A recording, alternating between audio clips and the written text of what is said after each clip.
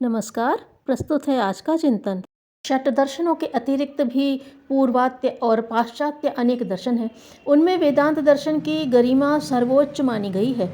उस मान्यता के अनुरूप विचारणा को परिष्कृत करने और जीवन ढालने पर मनुष्य ऐसा दृष्टिकोण अपना सकता है जो उसके निज के लिए उत्साहवर्धक, प्रसन्नतादायक सिद्ध हो और दूसरों को सुविधा उत्पन्न करे तथा प्रगति का द्वार खोले। वेदांत की व्याख्या सुविस्तृत है, किंतु उसके सार तत्व दो ही हैं। एक, अपने अंतराल में परम ब्रह्म की उपस्थिति अवस्थित देखना और संसार को खेल जैसी क्रीड़ा स्थली मानना, उसमें घटित होने वाली घटनाओं से अधिक प्रभावित न होना। वेदांत की आरंभिक शिक्षा है अयम आत्मा ब्रह्म, तत्वमसि, सोहम आदि। अपनी जीवन सत्ता परमात्मा स्वरूप है, सतचित आनंद स्वरूप, अविनाशी और सुसंस्कारी। मैल तो उस पर दुर्गुणों और दुर्जनों के संपर्क से ही जमते हैं।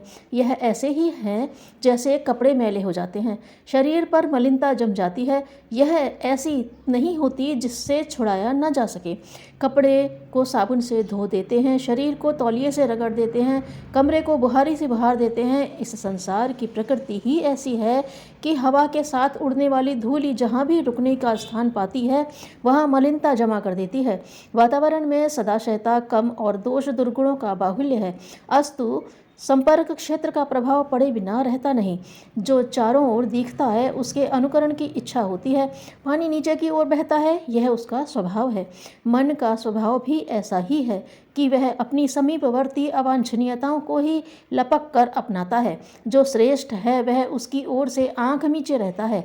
इस स्थिति को समझते हुए आत्मस्वरूप की पवित्रता और गुण कर्म स्वभाव की निकृष्टता का विश्लेषण करना चाहिए। जो विजातीय अवांछनीय अपने से लिपट गया है उसे छुड़ाना चाहिए।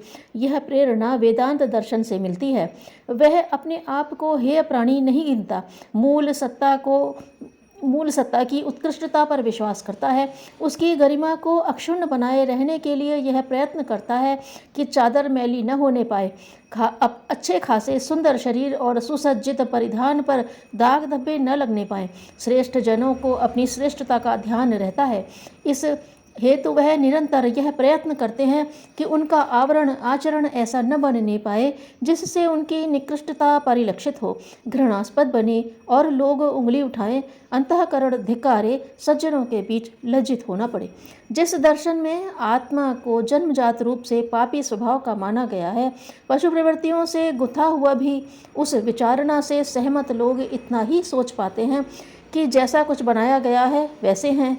जब अन्य जीव जंतुओं को मर्यादा पालन और वर्जनाओं से बचने का भाव पैदा नहीं होता तो हम ही क्यों पवित्रता एवं प्रखरता अर्जित करने के लिए कष्ट सहें, क्यों उनसे जूझें और क्यों तपस्वी स्तर के अनुबंध अपने ऊपर लगाएं। उन्हें मलिनताओं के बीच निवास निर्वाह करते हुए भी ऐसी व्याकुलता नहीं होती कि दुष्प्रवृत्तियों से पीछा छुड़ाने के लिए कटिबद्ध हुआ जाए। उनसे बचे रहने के लिए विशेष रूप से सतर्क रहा जाए। जिसकी अपनी कोई मौलिक गरिमा नहीं, उसके मन में ऐसे संशोधक विचार उठने भी क्यों चाहिए। परमात्मा श्रेष्ठताओं का समुच्चय है, उसे सतचित और आनंद स्वरूप माना गया है। जीवधारी जब अपने को ईश्वर का अंश मानता है तो सहज ही यह दायित्व उसके ऊपर आता है कि अपने आधार के अनुरूप ही अपनी जीवनचर्या बनाए, व्यक्तित्व में उच्च स्तरीय महानता का समावेश करे। वेदांत का दूसरा पक्ष है संसार को माया जानना। जो घटित हो रहा है उसे जादू स्तर की खिलवाड़ मानना, स्वप्न में देखे हुए दृश्यों की तरह अवास्तविक मानना। खिलाड़ी ताश, शतरंज या दूसरे खेल खेलते हैं, उनमें बार बार हार जीत होती रहती है। इसके लिए वे न तो हर्षोन्मत्त होते हैं और न शोक मनाते हैं। जानते हैं कि यह सब क्रीड़ा विनोद है, इस माध्यम से अपनी बौद्धिक या शारीरिक कुशलता बढ़ाने का ही लाभ लेना चाहिए। हार जीत के परिणामों का उतना महत्व नहीं देना चाहिए। संसार में अनुकूलताएं और प्रतिकूलताएं पग पग पर आती रहती हैं। जो उनसे प्रभावित होते हैं वे चैन से समय गुजार नहीं पाते। कभी सफलता का उन्माद आवेश जैसा चढ़ जाता है और कभी स्थिति ऐसी आ जाती है कि शोक, रोग, वियोग, बिछोह व्याकुल कर देते हैं। चिंता, निराशा, आशंका से मन प्रकंपित रहता है और यही भय बना रहता है कि न जाने कब क्या आपत्ति आसमान से टूट पड़े। वर्तमान स्थिति से भी संतोष नहीं होता। निर्वाह योग्य साधन हो भी तो अधिक बटोरने की लिप्सा बेचैन किए रहती है। संग्रह इतना करने की इच्छा होती है कि 7 पीढ़ियां तक गुलछर्रे उड़ाने की सुविधा बिना परिश्रम किए उस संचय के आधार पर ही मिलती रहे। इस लालच की जितनी पूर्ति की जाती है वह उतनी ही अधिक तीव्र होती जाती है। रोज कमाने रोज खाने वालों की अपेक्षा वे लोग अधिक चिंतित पाए जाते हैं जिनके सिर पर संग्रह, वैभव एवं प्रदर्शन का भूत चढ़ा है। हानि लाभ के अवसर भी कम नहीं आते।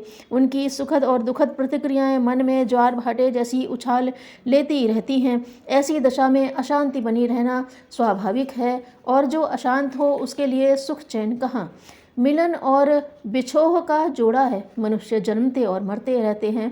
सदा सर्वदा जीवित रह सकना किसी के लिए संभव नहीं।